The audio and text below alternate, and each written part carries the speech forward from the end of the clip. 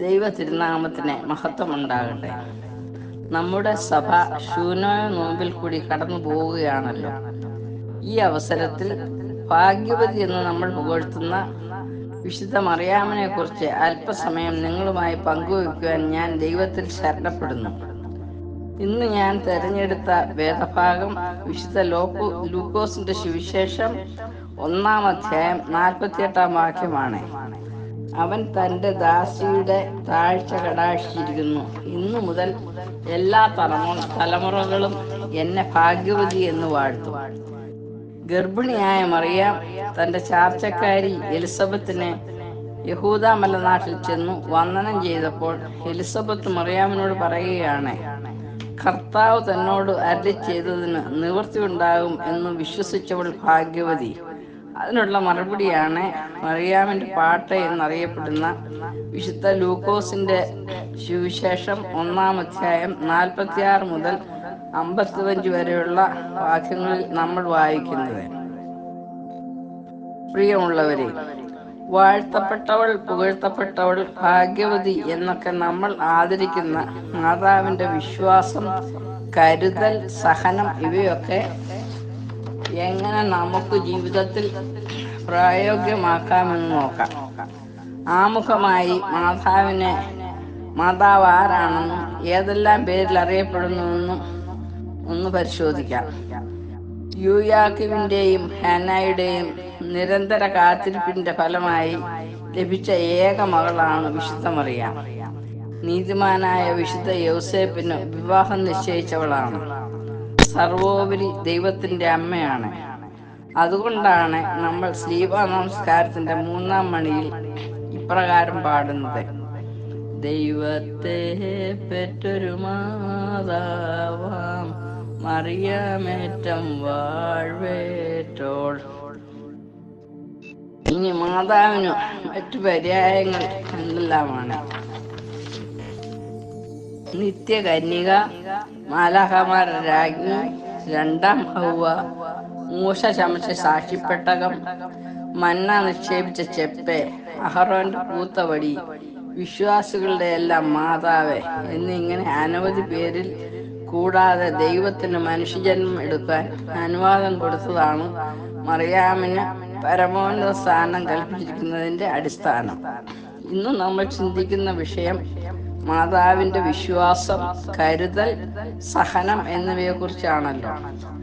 ആദ്യമായി മാതാവിന്റെ അചഞ്ചലമായ ദൈവവിശ്വാസം നമുക്ക് എങ്ങനെ അനുകരിക്കാം?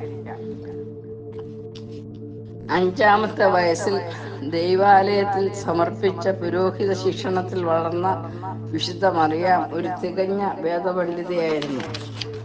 തീർച്ചയായും ഈ ദൈവാലയ ജീവിതം മാതാവിനെ വിശ്വാസത്തിൽ ഉറപ്പിച്ചു. അതുകൊണ്ടാണ് ഗബ്രിയേൽ മാലാഖയുടെ ദൂതെ, കൃപ നിറഞ്ഞ മറിയമേ, നിനക്ക് വന്ദനം, ഭയപ്പെടേണ്ട, നീ ഗർഭം ധരിച്ച് ഒരു മകനെ പ്രസവിക്കും, അവനെ യേശു എന്ന് പേർ വിളിക്കണമെന്ന് പറഞ്ഞപ്പോൾ, ഞാൻ കർത്താവിന്റെ ദാസി, നിന്റെ വാക്കുപോലെ എനിക്ക് ഭവിക്കട്ടെ എന്ന് പറയാനുള്ള ധൈര്യം ലഭിച്ചത്. സമൂഹത്തിൽ നിന്നുള്ള നിന്ദയോ പരിഹാസങ്ങളോ ശിക്ഷയോ ദൈവഹിതം നിറവേറ്റുവാൻ മാതാവിനൊരു പ്രതിസന്ധിയായി തോന്നിയില്ല. ദൈവമറിയാതെ തനിക്കൊന്നും സംഭവിക്കുകയില്ല എന്നുള്ള ദൃഢവിശ്വാസം പ്രതിസന്ധികളെ തരണം ചെയ്യുവാൻ മാതാവിന് ധൈര്യം നൽകി. പ്രിയമുള്ളവരെ, നമുക്കും ജീവിതത്തിൽ പലതരത്തിലുള്ള പ്രലോഭനങ്ങളും പ്രതിസന്ധികളും തരണം ചെയ്യേണ്ടി വരുമ്പോൾ മാതാവിനെ പോലെ താഴ്മയോടെ വിശ്വാസത്തിൽ ഉറച്ചു നിൽക്കണം. ദൈവം തരുന്ന സ്ഥാനമാനങ്ങളും സമ്പാദ്യവും മാത്രം മതിയെന്ന ചിന്ത നമ്മെ ഭരിക്കണം. അപ്പോൾ നമ്മൾ സന്തുഷ്ടരാകും. രണ്ടാമതായി, മാതാവിന്റെ കരുതൽ നമുക്കും എങ്ങനെ അനുകരിക്കാമെന്ന് നോക്കാം. ആവശ്യപ്പെടാതെ തന്നെ നമ്മുടെ കുറവുകൾ മനസ്സിലാക്കാൻ മാതാവ് ഉത്സുകയാണ്. അതിനുള്ള ഉത്തമ ഉദാഹരണമാണ് കാനാവിലെ കല്യാണ വീട്ടിൽ വീഞ്ഞിന്റെ കുറവ് തീർക്കാൻ തന്റെ പുത്രനോട് അപേക്ഷിച്ചത്. അതുപോലെ നമുക്കും നമ്മുടെ സ്വന്തത്തിലും സമൂഹത്തിലും പ്രയാസപ്പെടുന്നവർക്ക് വേണ്ടി ചോദിക്കാതെ തന്നെ ചെറിയ കൈത്താരങ്ങൾ നൽകാം.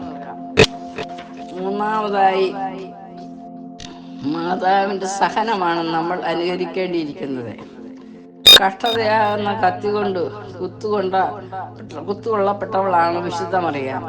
യേശയ്യാ പ്രവാചകന്റെ പ്രവചനം 7:14 കന്യക ഗർഭിണിയായി ഒരു മകനെ പ്രസവിക്കും എന്ന പ്രവചനം നിറവേറ്റാൻ അനേകം കന്യകമാർ കാത്തിരുന്നു. എന്നാൽ ലോകത്തെ വീണ്ടെടുക്കാനുള്ള രക്ഷകന് ജന്മം നൽകാൻ നിർമ്മലയായ മറിയാമിനാണ് ഭാഗ്യം ലഭിച്ചത്. കാരണം നമ്മുടെ കർത്താവിനും ഈ ലോക ജീവിതത്തിൽ അനേകം പീഡകൾ സഹിക്കേണ്ടി വന്നു. അതിനെയൊക്കെ സാക്ഷിയാകുവാൻ തൻ്റെ മകനെ അത് കാരണമായി അനുഭവിക്കേണ്ടി വന്ന നിന്ന, പരിഹാസങ്ങൾ, ന്യായവിധി, കുരിശിത്തറപ്പ്, ഇതൊക്കെ ക്ഷമയോടെ അതിവേദനയോടെ അഭിമുഖീകരിക്കാൻ അത്രമാത്രം സഹനവും ത്യാഗവും വിശ്വാസവും ദൈവമാതാവിൽ ദർശിച്ചു.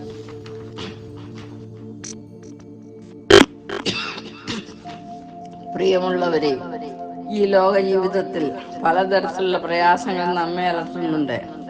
രോഗത്താൽ വലയുമ്പോൾ, ജോലി നഷ്ടപ്പെടുമ്പോൾ, ജീവിത പങ്കാളിയെ നഷ്ടപ്പെടുമ്പോൾ, മറ്റുള്ളവർ എന്തിന് സ്വന്തം മക്കൾ നമ്മെ അവഗണിക്കുമ്പോഴെല്ലാം നമുക്ക് പ്രത്യാശ നൽകുന്നത് മാതാവിൻ്റെ പോലെയുള്ള സഹനവും വിശ്വാസവുമാണ്.